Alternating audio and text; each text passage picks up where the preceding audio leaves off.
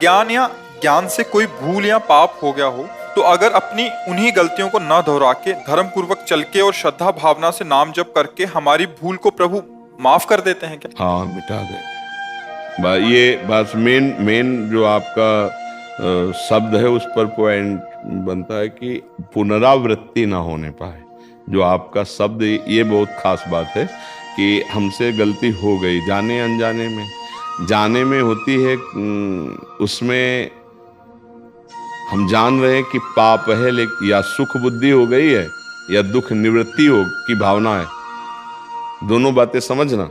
हमसे कोई पाप बनता है या तो बहुत सुख बुद्धि होती है तो पाप है पर सुख भोगने को मिलेगा, और एक दुख निवृत्ति होती है कि पाप है पर इसको हटाना पड़ेगा, इसको मिटाना पड़ेगा।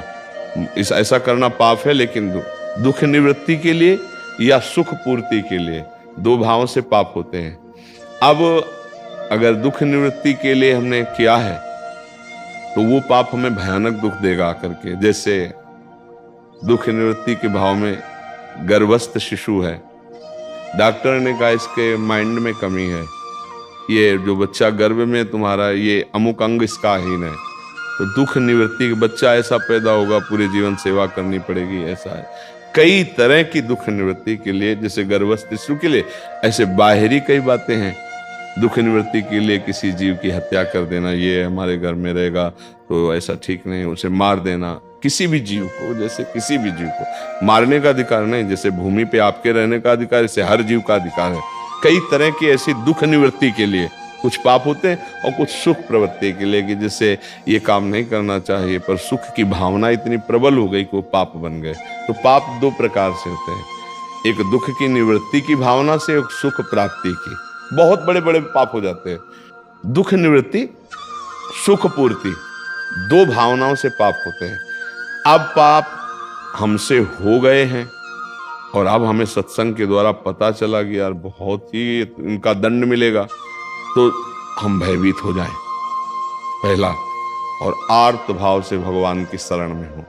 जो सभीत आवा शरणाई तो रखियो ताई प्राण की नहीं। भगवान ने कहा ना कि अब भगवान के सिवा मेरा कोई भी पाप नष्ट नहीं कर सकता, मुझे नहीं बचा सकता।